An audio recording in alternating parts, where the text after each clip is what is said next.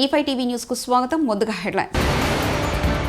పహల్గాం ఉగ్రదాడి, ఆ వ్యక్తికి వర్క్ బోర్డ్ బంపర్ ఆఫర్.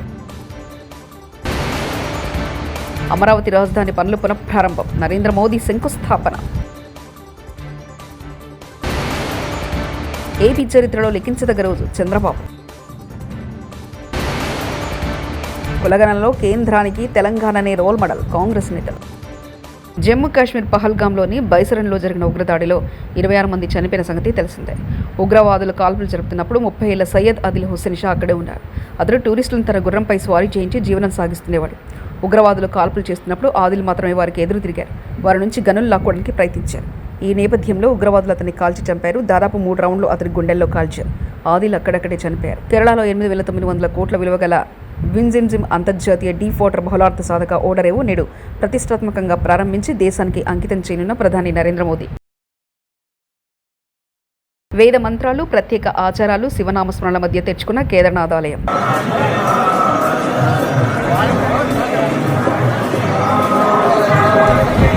రాజధాని అమరావతి పునర్నిర్మాణ పనులకు ప్రధాని నరేంద్ర మోదీ శంకుస్థాపన చేశారు. ఈ సందర్భంగా రాష్ట్రంలోని వివిధ ప్రాంతాల నుంచి లక్షలాది మంది కార్యక్రమానికి తరలివచ్చారు. ఈ పునర్నిర్మాణ పనుల్లో భాగంగా వేల కోట్ల రూపాయల రాజధాని పనులు చేపట్టారు. ఈ కార్యక్రమానికి దాదాపు 5 లక్షల మంది ప్రజలు విచ్చేశారు.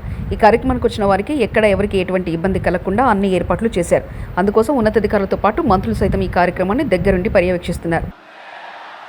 వందే మాతరం. ఇప్పుడు మన అమరావతి రైతులు జై హో అమరావతి, జై హో అమరావతి, జై హో అమరావతి. అద్భుతం, పరమాద్భుతం. మన ప్రధానమంత్రి వర్యులు specially being felicitated by our honorable chief minister and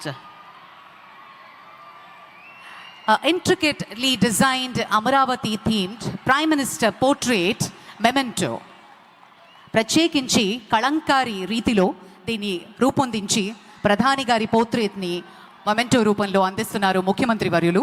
huge round of applause. ముఖ్య అతిథి. గత 5 ఏళ్లు అమరావతి రైతులు ఎన్నో ఇబ్బందులు పడ్డారు. అమరావతి రైతులు లాఠీ దెబ్బలు కూడా తిన్నారు. అమరావతి రైతులు మర్చిపోలేని పోరాటం చేశారు. అమరావతి రాజధానిగా ఉంటుందని ఆనాడు మాట ఇచ్చారు. ఇచ్చిన మాటకు కట్టుబడి మళ్లీ ప్రధాని మోదీతో రాజధాని అమరావతి పనులు పునఃప్రారంభం. గత ప్రభుత్వం అమరావతి భవిష్యత్తును తుడిచిపెట్టేసింది. ధర్మయుద్ధంలో అమరావతి రైతులు విజయం సాధించారు. అమరావతి రైతుల త్యాగాలు మర్చిపోలేనివి. ఉద్యమంలో అమరావతి మహిళా రైతుల పాత్ర కీలకం. అమరావతి రైతులకు కూటమి ప్రభుత్వం అండగా ఉంది. రాజధాని రైతుల త్యాగాన్ని గత ప్రభుత్వం విస్మరించింది. అమరావతి ప్రపంచ స్థాయి రాజధానిగా ఆవిర్భవిస్తుంది. రాజధాని రైతులు భూములు మాత్రమే ఇవ్వలేదు, రాష్ట్రానికి ఇక భవిష్యత్ ఇచ్చారు. రాళ్ళు రప్పల్లో మహానగరాన్ని చూసిన వ్యక్తి Chandrababu. Development, empowerment, a new India is emerging. In this last 10 years, people have been empowered and 15 crore people have been brought out of poverty. That is his greatness. One side development, one side eradication of poverty. That is the philosophy, ideology of our Prime Minister.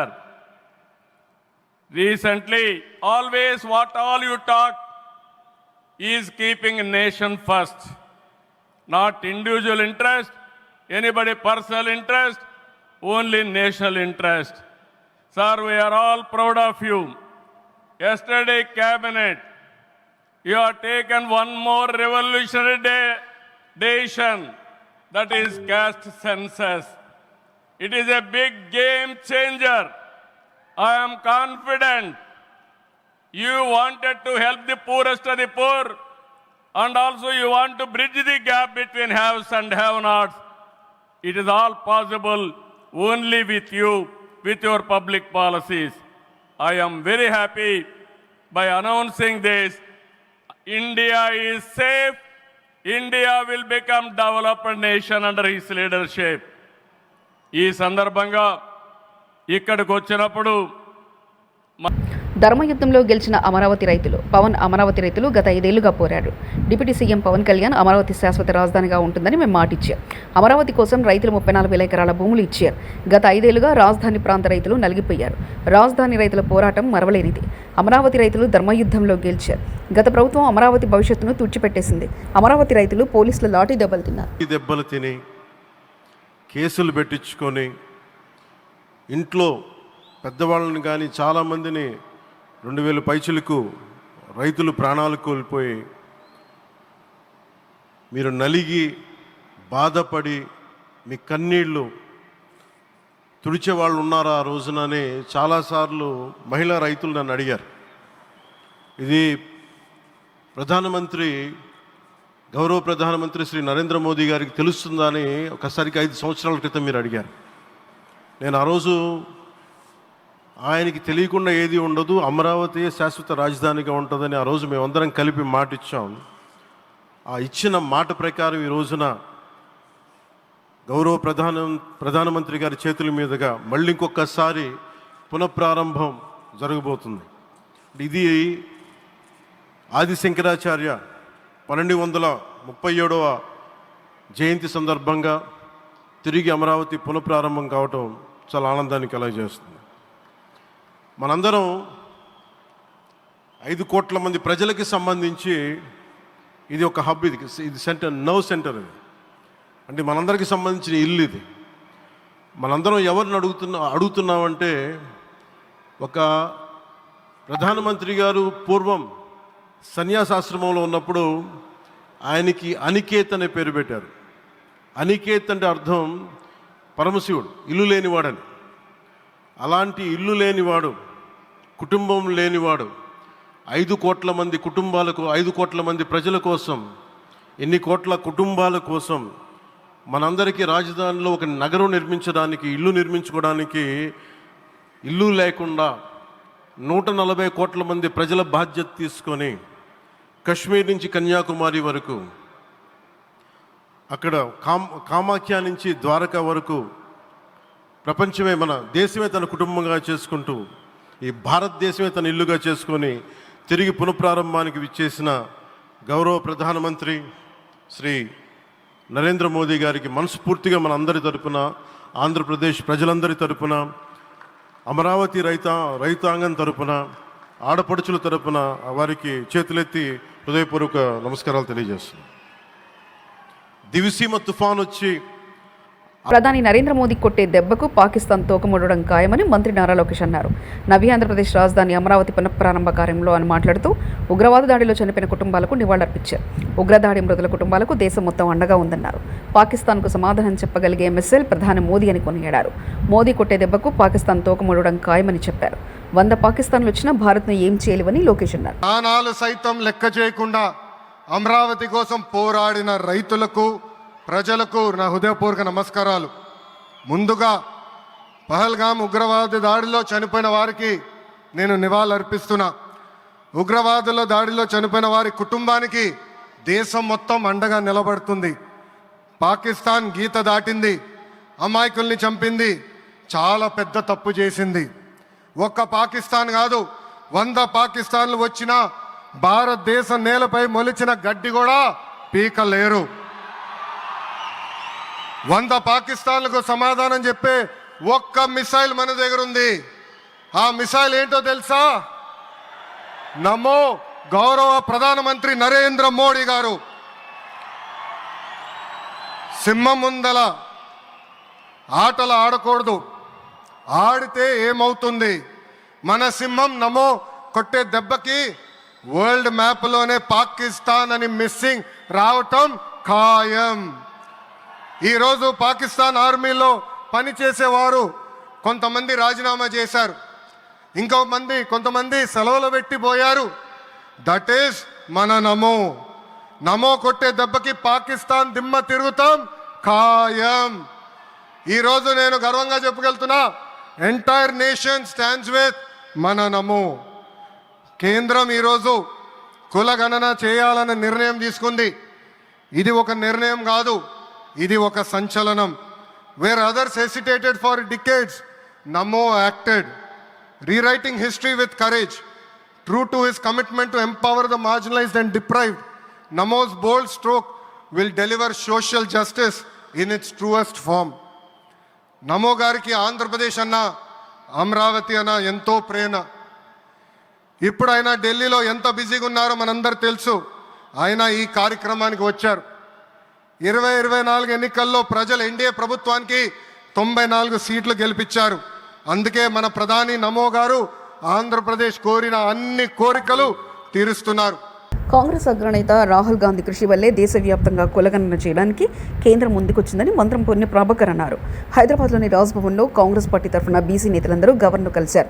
BC బిల్లును రాష్ట్రపతి పరిశీలనకు పంపినందుకు కృతజ్ఞతలు తెలిపారు. కేంద్రం చేపట్టే కులగణనకు తెలంగాణనే role మోడల్గా నిలుస్తుందని మంత్రి పొన్నం పీసీసీ చీఫ్ మహేష్ కుమార్ గౌడ్ పేర్కొన్నారు. ఈ చట్టాన్ని తీసుకొచ్చి రేవంత్ రెడ్డి గారి నాయకత్వంలో ఉన్న ప్రభుత్వం దేశానికే రోల్ మోడల్ గా 42% స్థానిక సంస్థల్లో విద్యా ఉపాధి అవకాశాలు రిజర్వేషన్ కల్పించే విధంగా చట్టం చేసి, చట్టం కంటే ముందు ఎంపెరికల్ డాటా ప్రామాణికమైనటువంటి సమాచారాన్ని సేకరించి సబ్ కమిటీ వేసుకొని క్యాబినెట్ అప్రూవ్ చేసుకొని శాసనసభ ఆమోదించుకొని చట్టాన్ని ప్రభుత్వానికి అనుమతి కొరకు కేంద్రానికి పంపేటువంటి సందర్భంలో రాష్ట్రపతికి గవర్నర్ గారు న్యాయపరమైనటువంటి అంశాలన్నింటినీ పరిశీలించి దాన్ని రాష్ట్రపతి గారికి పంపడం జరిగింది. అందుకు తెలంగాణ కాంగ్రెస్ ప్రజాప్రతినిధులం బీసీ నాయకులం అందరం కూడా కలిసి ఈరోజు ధన్యవాదాలు చెప్పడం జరిగింది. తప్పకుండా తెలంగాణ తీసుకున్నటువంటి రోల్ మోడల్ ఏ కుల గణన సర్వే అయితే జరిగిందో అది ఈరోజు దేశవ్యాప్తంగా భారతీయ జనతా పార్టీ కూడా 2025 క్యాష్ సెన్సెస్లో ఈ యొక్క కులాల సమాచారాన్ని కూడా తీసుకుంటామని చెప్పడాన్ని స్వాగతిస్తూ, తప్పకుండా తెలంగాణ రోల్ మోడల్. దీని మీద ఎవరైనా విమర్శ చేస్తున్న వాళ్ళు ఆత్మవిమర్శ చేసుకోవాలి.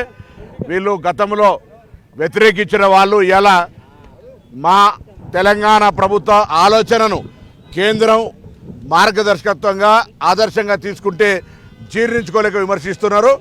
వాళ్ళు అటువంటి వాళ్ళను పట్టించుకునే అవసరం లేదు. ఇలా తెలంగాణ కానీ దేశవ్యాప్తంగా ఉన్న బలహీన వర్గాల సంక్షేమానికి సంబంధించిన ఏ నిర్ణయం జరిగిందో ఆ నిర్ణయాన్ని అందరం కూడా బలహీన వర్గాల నాయకులను స్వాగతిస్తూ ఉన్నాం. గవర్నర్ గారికి మరొకసారి ధన్యవాదాలు తెలియజేస్తా ఉన్నాం. అందరికీ నమస్కారం. రాహుల్ గాంధీ గారి యొక్క ఆశయాన్ని పరిపూర్ణంగా అమలు చేసినటువంటి ప్రభుత్వం తెలంగాణలో ఉన్నటువంటి కాంగ్రెస్ ప్రభుత్వం. ముఖ్యమంత్రి రేవంత్ రెడ్డి గారి సారథ్యంలో మేము గతంలో ఎన్నికల ముందు కామారెడ్డిలో నేను ప్రవేశపెట్టిన డిక్లరేషన్లో భాగంగా బంగ్లా నుండి ముస్లింలు బీహార్లోకి వస్తే వాళ్ళ పిల్లలు తెలంగాణలోకి వచ్చి మదర్సాలో చదువుతున్నారంటూ బీజేపీ ఎంపీ రఘునందన్ రావు వ్యాఖ్యానించారు. జరుగుతుంది అనేటువంటి విషయంలో విచారణ జరిపినప్పుడు మొత్తం తెలంగాణ కాదు దేశం మొత్తం ఆశ్చర్యపోల్సినటువంటి విషయాలు ఉన్నాయి. అక్కడ ఆ మదర్సాలో 70 మంది విద్యార్థులు చదువుకుంటున్నారు. జిన్నారం దగ్గర ఘర్షణ కారణమైనటువంటి మదర్సాలో 70 మంది విద్యార్థులు చదువుకుంటున్నారు. ఎక్కడ వాళ్ళు? జిన్నారం వాళ్ళు, బొల్లారం వాళ్ళు, పటాన్చేరు వాళ్ళు, రామచంద్రపురం వాళ్ళు, సిద్దిపేట వాళ్ళు, ఇంకెవరో పక్క వాళ్ళేమో అనుకున్నా నేను. మొత్తం విచారణ చేసి చూస్తే తేలింది ఏంటంటే ఆ 70 మందిలో 65 మంది 70లో 65 మంది పిల్లలు మీది ఏ ఊరు అని అడిగినప్పుడు వాళ్ళ నుంచి వచ్చిన సమాధానం కిషన్ గంజ్ బీహార్ అని చెప్తున్నారు వాళ్ళు.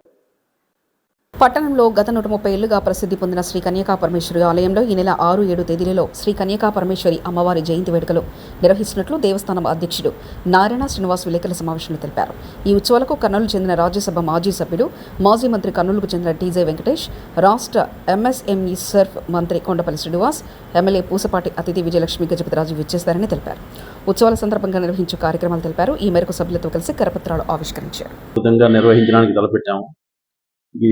ఈ మన దేవస్థానం నుంచి కూడా ఈ పూజా కార్యక్రమాలు, ఉత్సవాలే కాకుండా అనేక సేవా కార్యక్రమాలు కూడా రోజు నిత్యాన్న ప్రసాదం కానీ, అలాగే ఫ్రీ హాస్టల్ స్టూడెంట్స్ కానీ, కళ్యాణ మండపం కానీ అనేక సేవా కార్యక్రమాలు దేవస్థానం నుంచి జరుగుతుంటాయి. అదే ఇప్పుడు ఉత్సవాల రూపంలో ఇక్కడ అమ్మవారికి ఇటు అటు ఆలయాల్లో కృష్ణుడి ఆలయం ధనుర్మాసంలో చాలా అద్భుతంగా ఉత్సవాలు జరుగుతాయి. అలాగే శివాలయం ఉంది. ఆ శివాలయం కూడా కార్తీక మాసంలో శివరాత్రిలో అద్భుతంగా ఉత్సవాలు జరుగుతుంటాయి. మన కన్యకా పరమేశ్వరి అమ్మవారికి శ్రావణ మాసం ఉత్సవాలు, అలాగే దసరా నవరాత్రులు, మళ్ళీ అమ్మవారి జయంతి ఉత్సవాలు, మళ్ళీ ఆత్మార్పణ దినం, ఇవన్నీ కూడా అద్భుతంగా జరుగుతాయి. ప్రతి సంవత్సరం కూడా అలాగే ముందు గొప్ప గొప్ప కార్యక్రమాలు అమ్మవారికి బంగారు చీరం చేయించడం జరిగింది. 3.5 కేజీలతో బంగారం చీర చేయించడం, ఊర్లో భక్తులందరూ కలిసి, ధర్మకర్తలందరూ కలిసి అది చేయించడం జరిగింది 2008లో. అలాగే 2016లో కూడా వజ్ర కిరీటం చేయించడం జరిగింది అమ్మవారికి భక్తులందరూ సహకారంతో, ధర్మకర్తలతో. ఈ దేవస్థానం గౌరవాధ్యక్షుడు కొలగట్ల వీరభద్రస్వామి గారి ఆధ్వర్యంలో కూడా ఇవన్నీ జరుగుతుంటాయి. వారి సూచన మేరగా కూడా అన్ని జరుగుతుంటాయి. అదేవిధంగా ఈ జయంతోత్సవాలకు కూడా ప్రత్యేకంగా ఈ 6, 7 తేదీల్లో, మే 6, 7 తేదీల్లో 6వ తేదీ సాయంత్రం కలశ పూజ 108 కలశాలతో పూజ చేయడం జరుగుతుంది. పహల్గాం ఉగ్రదాడి, ఆ వ్యక్తికి work board bumper offer. Amaravati రాజధాని పనులు పునఃప్రారంభం, నరేంద్ర మోదీ శంకుస్థాపన. ఏపీ చరిత్రలో లిఖించదగ్గ రోజు చంద్రబాబు. కులగణంలో కేంద్రానికి తెలంగాణనే రోల్ మోడల్, కాంగ్రెస్ నేతలు. ఇవి బులెటిన్ విశేషాలు. చూస్తూనే ఉండండి E5 టీవీ న్యూస్.